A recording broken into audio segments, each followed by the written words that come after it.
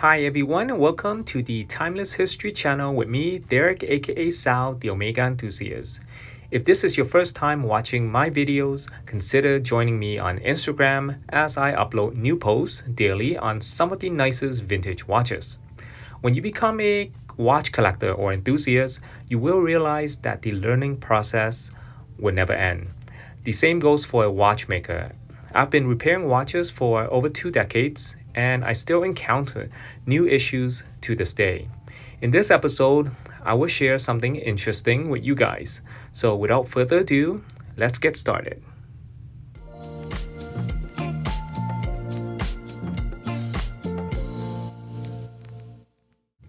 In 1959, two popular Omega Constellation references were produced, one under reference 14381 without a date feature, and the other under reference 14393 with a date feature.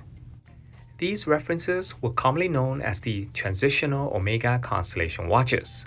The cases remain similar to Constellation models from the 1950s, and their movement calibers are used in most 1960s Constellation models. Most Omega Constellation specialists know that these references were produced until 1962, and that their dials do not have the word officially certified. However, this episode will teach you something new about the two references. When I first started digging deep into the Omega Constellation references, I thought these two models were produced from 1959 to 1961, but I later learned that many are also from 1962. It was not until recently that I discovered these references were also sold in 1963. In addition, Omega included the words officially certified back on the dial for pieces dated to this year.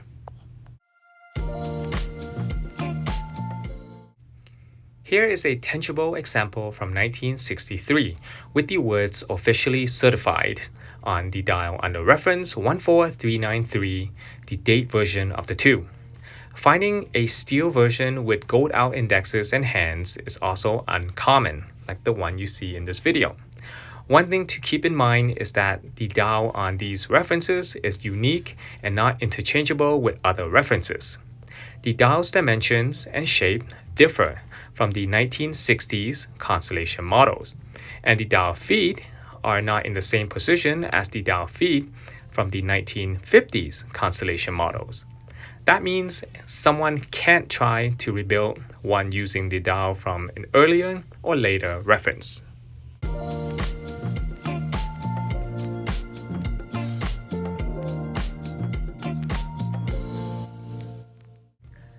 Unscrew the case, and on the inside of the bag, you'll see the model reference number with a dash 63 indicating the year of production as 1963. If you wonder what the SC means, it means second center, indicating this is a watch with the center second feature. We also learned that when Omega introduced their Juragenta Dog Lake case references, this Constellation reference was still being manufactured. Here is what the movement looks like inside the watch.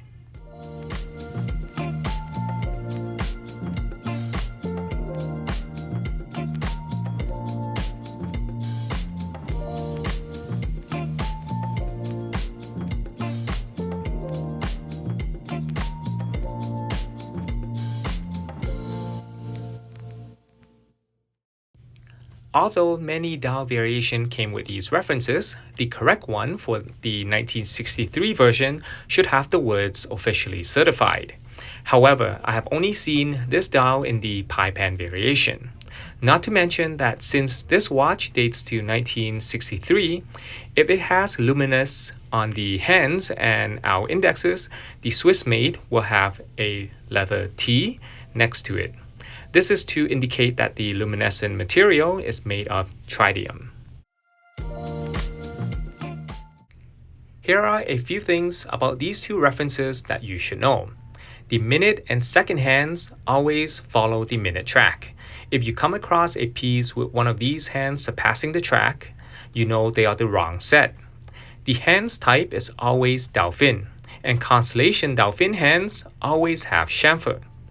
If the hands have luminous paste, all our indexes must also be luminescent.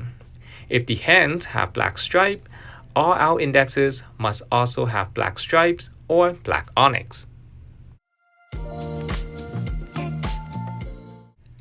And for the original second hand, you'll notice that the surface is smooth.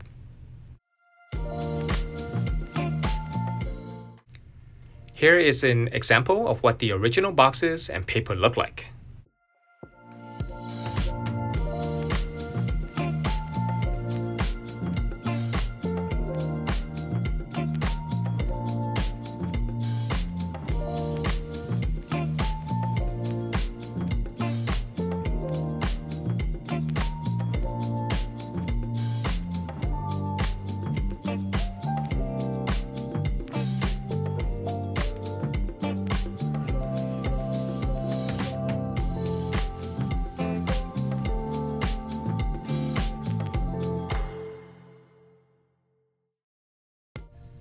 The correct bracelet is the 2x3 combination bead of rice bracelet, or BOR bracelet.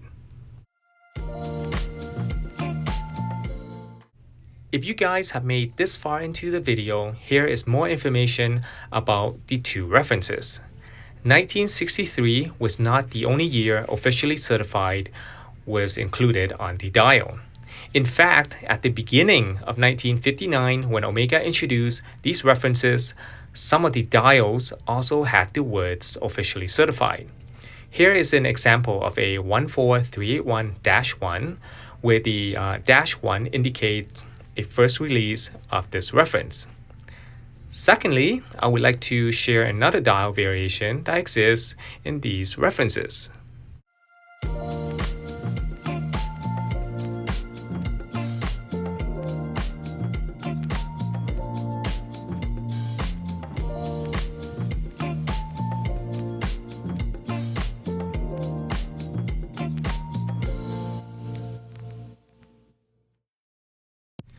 I hope you enjoy and can learn something new after watching each episode on this channel. There's a lot to learn about vintage Omega, and there's only so much that I can teach throughout each video. Your support is greatly appreciated, so please give this video a thumbs up and consider subscribing. You can always support my work financially on Patreon as well. Thank you for watching this video, and I look forward to seeing you in the next episode.